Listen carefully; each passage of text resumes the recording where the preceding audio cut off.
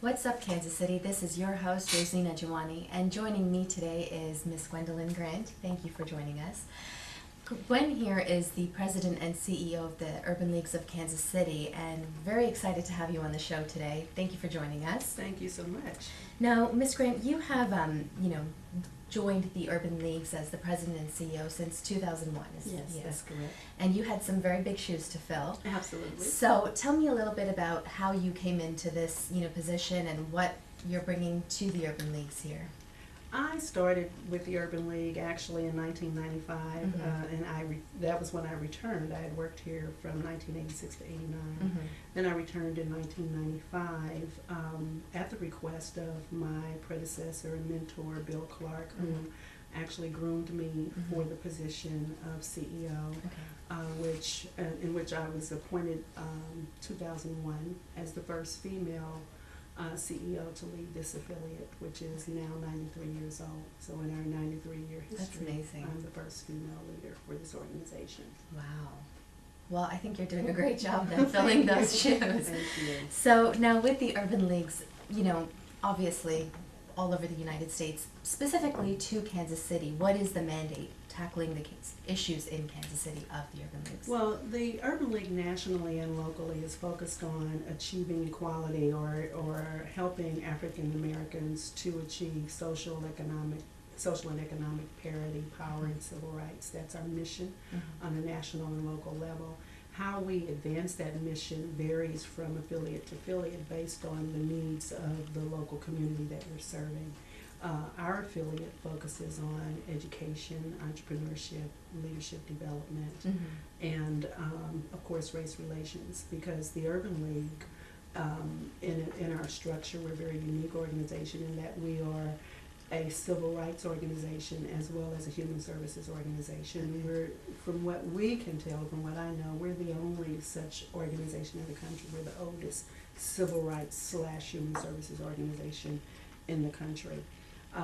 And I think that's what makes us so powerful as a national movement, in that we have the ability to raise an advocacy agenda and to work in a very focused manner to achieve equality. But our service delivery mechanism, we have a professional service delivery mechanism that is designed to address those specific disparities that we uncover, that we spotlight throughout our work. And so our local effort is based in it's data driven. We do the National Urban League does an annual State of Black America report, which includes a Black-White index and a Hispanic-White index, which measures how much progress we've made in key quality of life indicators such as education, health, economic, social justice, and civic engagement. Based on those findings, then we design our program so that we are methodically working to try to close those gaps. So our focus on education is important nationally and locally. Our local affiliate operates 2 education programs that have been very successful, have proven outcomes that help African American and other minority youth to achieve their educational and academic goals. And it's called Project Ready and Project STEM. Okay. Project Ready and Project STEM. Okay. Project Ready prepares our high school students, grades 9 through 12, for college and careers beyond high school, with particular emphasis on improving their ACT scores to help them to be eligible for scholarships, helping them to identify scholarship opportunities, helping them with their basic academic work during the school year. So we have 98% of our seniors attend 4-year colleges and universities. Wow. Yeah, considering that the dropout or the graduation rate is hovering about 50 or so percent. Yeah, absolutely. But we have 100% of our students graduate from high school. 98% of those seniors attend a 4-year college or university, and they're doing very well. We have a group leaving. We're having a bon voyage party for a send-off for our college seniors this coming Saturday, August 3rd. third here at the Urban League. And how many seniors would you say participate in a program like that, numbers-wise? Numbers-wise, I think for our Project Ready, we serve around 200 students a year in that particular program, and the majority of the students we serve are juniors and seniors. Okay. So I would say maybe this year's group, out of those, maybe 25, 50, I'm not sure. Okay. That part, I'm That's not sure of still the really exact good, numbers, yeah. yes. Okay, and so how do you relay this information to seniors? How are they aware, or, high school students can say, Urban Leagues has got a great program, let me take advantage of this? Well, the beauty of it has been that the program outcomes are so great that the students are our best form of advertisement, word of mouth, through parents and students who've been positively served through this program. We send information to area high schools, just sending out flyers and posting the dates for the Project Ready classes when they're going to start, and we generally fill up a class rather quickly. Okay. Yeah. That's fantastic. Yeah, kids and social media can be a great way to get the information across, because I'm sure with kids being successful, high school students being successful in something like that, and people on Facebook are seeing this, it's probably making a big difference. Does the Urban Leagues have a presence on social media currently? Yes, we have our Urban League website, which is ulkc.org, and we have a Facebook page, which is ULKC, Urban League Facebook page, and we tweet occasionally. I don't tweet as often as I should, but someone on my team tweets Urban League updates, and we're trying to be better with that. Okay. And we use Instagram as well. So Awesome. we're trying to improve our social media capacity. Well, good. And for our viewers, we'll definitely post a link to their, links on social media on our Facebook page, What's Up Kansas City. And so with, education, of course, is always the key to success, to sort of bridging the gap in any kind of disparity that we may have. One of the things that I think is very important is, perhaps using these programs on how to impact maybe crime, because I think, with crime, education, poverty, it all sort of comes together and ties into this repeating cycle. How are you able to address that? Is that something that's included, within the considerations you may have when you create programming? Well, when we create programming to address disparities, I think it's important to understand that there's no one solution to any of the problems, and it takes a comprehensive approach. So education is important, economics are important, there are various aspects to economics. There's the employment aspect, there's the entrepreneurship aspect, and so while education we believe is the entry point to having the quality of life and to having a solid economic foundation, what we found in our research is that we've made far more progress with education than we have with economics. And so the economic gap is huge, still remains much larger than the education gap. So then it kind of begs the question, just what impact is education really having? Where are the other stress points on this? So our efforts are, we work on education, we work on economics, we work on social justice, and we work on civic engagement. We think we need to address the total problem. So with regard to economics, we believe that every person needs to have a livable wage, and certainly that's not a minimum wage. It's a livable wage. And when young men and young women have access to those opportunities, it's much less likely that they will engage in negative behaviors. And so we've got to do more with respect to jobs creation. And then we've got to address the needs of what we prefer to say, previously incarcerated individuals returning to the community without real opportunities to have positive reentry.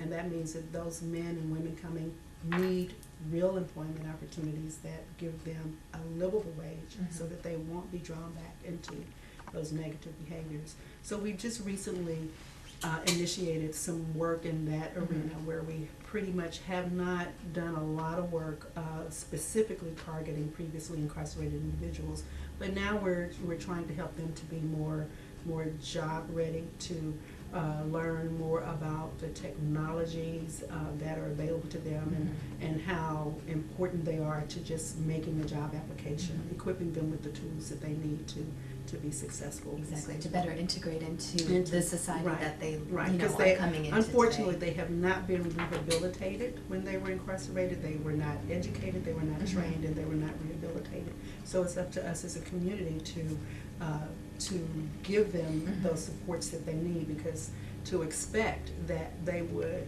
turn their lives around when they have had no supports at all makes absolutely no sense. And when a person has made a mistake, done their time, we as a community need to forgive them and move on to help them to have positive reentry into society.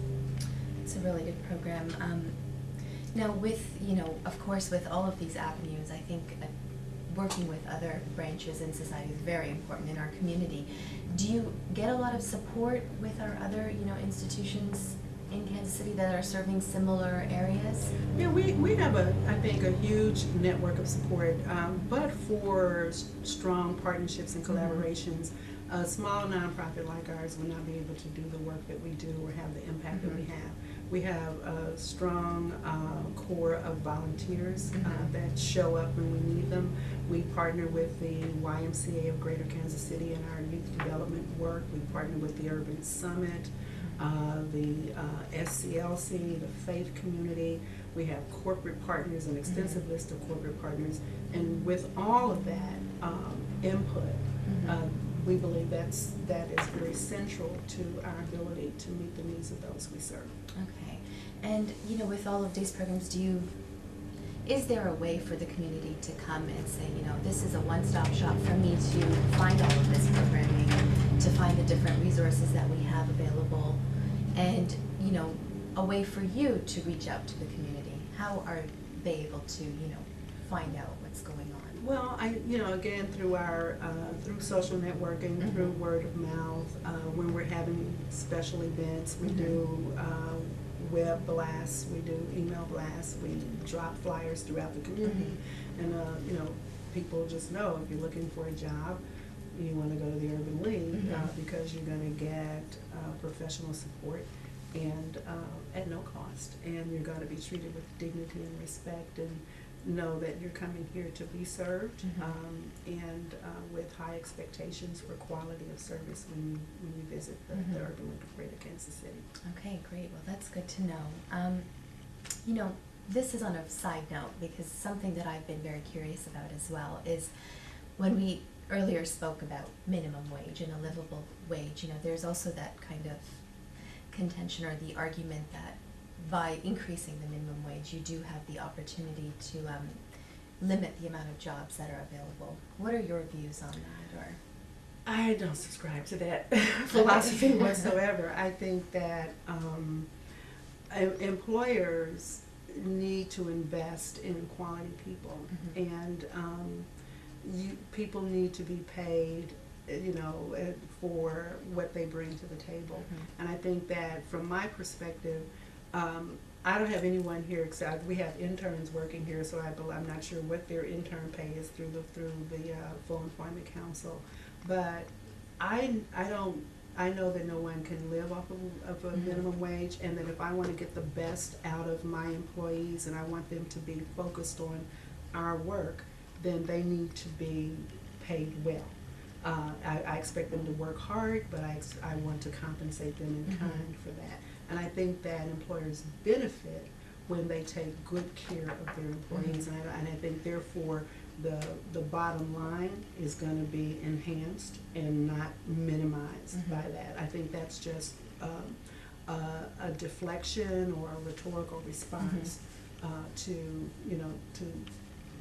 substantiate a philosophy that says we're going to keep poor people poor and keep the cycle the way it is. Yeah, keep the cycle the way it is. I mean, $7.50 an hour, really? Not in you can't take care no. of a family with that. There is no quality. No, there's of no life, quality of life, and the very same school of thought that promotes not increasing the minimum wage also cuts programming that supports, for the working poor. I mean, there are people who get up every day and go to work and they work hard and they are poor.